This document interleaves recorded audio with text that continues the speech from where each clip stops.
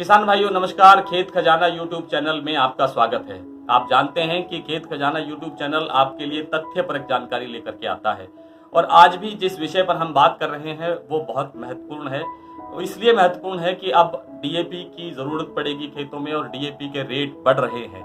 DAP के rate कितने बढ़ रहे हैं और अब तक डीएपी के रेट क्या थे, इस पर विस्तार से चर्चा करने से पहले आपसे फिर वही निवेदन, कृपया इस चैनल को सब्सक्राइब कर लें, इस चैनल को ज्यादा से ज्यादा शेयर और लाइक करें ताकि अधिक से अधिक किसान भाइयों तक ये महत्वपूर्ण जानकारी पहुंच सके। दूसरा निवेदन, आज पूरे विश्व के अंदर कोरोना महामारी की दूसरी वेव, दूसरी लहर बहुत गंभीर तरीके से चल रही है। आपसे निवेदन, कृपया सावधानी रखिए, 2 गज की दूरी, मास्क है जरूरी, जैसे जैसे नियमों का पालन अवश्य करते रहिए। आइए डीएपी पर बात करते हैं।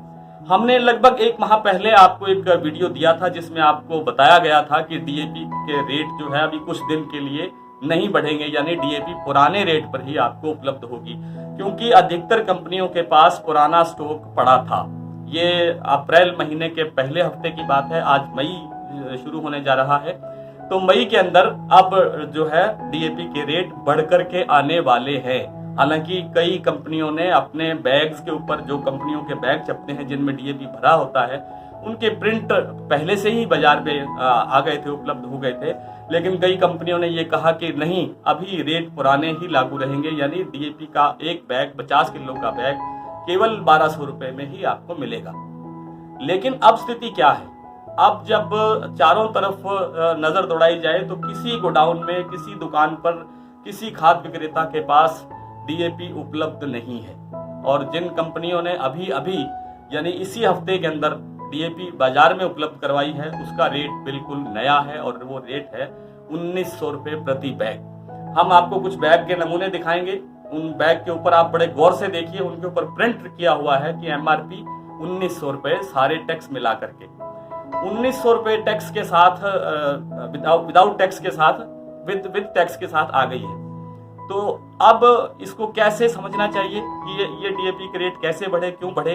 इसके पीछे 2 कारण हो सकते हैं। पहला कारण ये है कि पीछे से जहां से हम कच्चा माल लेते हैं, जिन देशों से हम इसको आयात करते हैं कच्चे माल को, और उस कच्चे माल के रेट जो है वो पीछे से बढ़ रहे हैं। दूसरा कारण ये था कि पिछले दिनों, पिछले हफ्ते ही इलेक्शन होकर के हटा है पश्चिम बंगाल सहित 5 राज्यों का। तो सरकार के ऊपर बड़ा भारी दबाव था किसानों का कि अगर रेट बढ़ा दिए गए डीएपी के तो उसका बुरा असर जा सकता है। अब सब कुछ संपन्न हो चुका है। खेती बाड़ी के लिए जो लोग काम कर रहे हैं उन्हें अपने खेतों की चिंता सता रही है। बिजाई का सीजन शुरू हो गया है, नरमा की बिजाई तो शुरू भी हो गई है। कहीं कहीं से 10 से 15%, 20% तक की बुआई होने के समाचार भी आ रहे हैं। और बुआई के साथ साथ आपको पता है डीएपी की और यूरिया की और दूसरी एनपीके वगैरह की जरूरत पड़ती है। तो सबसे जो इम्पोर्टेंट बात यह है, आपको ये जानकारी दे देते हैं कि ये जो डीएपी है जो हम बाहर से मंगवाते हैं, उसका जो हमारे देश की लागत है उसका लगभग 90 से 95% माल हमें बाहर से मंगवाना पड़ता है। और इसी तरह से यूरिया है, यूरिया भी हमें 30% तक बाहर से मंगवाना पड़ता है। हालांकि इस सरकार ने मौजूदा जो हमारे देश के अंदर यूरिया के निर्माण के लिए जो प्लांट थे वो करीब करीब बंद पड़े थे, उसमें से 10 के करीब प्लांट अभी सरकार ने दोबारा से चालू करवा दिए हैं और यूरिया अपने देश में बनना तेजी से शुरू हो रहा है। तो अंदाजा लगाना चाहिए, अनुमान लगाया जा सकता है कि आने वाले समय में हमारे पास यूरिया की कमी नहीं रहेगी। यूरिया के जो रेट है उसमें कोई लंबा चौड़ा परिवर्तन नहीं है, कोई 5 से 7 रुपए, 10 रुपए का परिवर्तन आ सकता है, लेकिन अभी इसकी कोई संभावना नहीं है। अब बात करते हैं इफ्को की। इफ्को ने पिछले महीने ये ऐलान किया था कि हमारे पास बहुत अच्छा 11.26 लाख टन का जो स्टॉक पड़ा है, वो पुराने माल का जो स्टॉक पड़ा है, उसको पुराने रेट यानी 1200 रुपए प्रति बैग के हिसाब से ही बेचा जाएगा।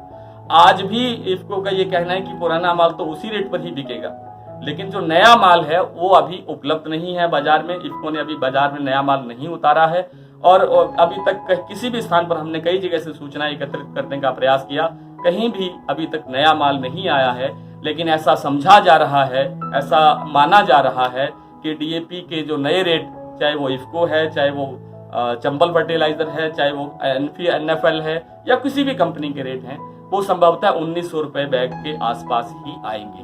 हालांकि इफ्को ने यह भी कहा है कि वो निरंतर प्रयास कर रही है कि किसानों को ये सस्ती से सस्ती दरों पर बहुत कम मूल्य पर ये खाद जो है, डीएपी जो है वो उपलब्ध करवाई जाए। वो प्रयास कर रहे हैं कि किसी तरह से दाम कम हो, लेकिन जब तक नया माल नहीं आता और नए रेट नहीं आते तब तक हमें इस पर कुछ भी कहना संभव नहीं है।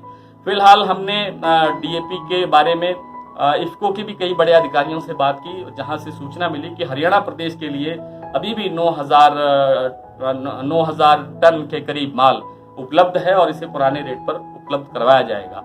फिर आपको दोहरा देते हैं कि फिर भी बाजार के अंदर कहीं भी डीएपी अभी उपलब्ध नहीं है। हाँ, कुछ दुकानों पर पुराने रेट में मिल रही है, लेकिन दुकानदारों की अपनी समस्याएं हैं, दुकानदारों का अपना विचार है, अपना सोचना है।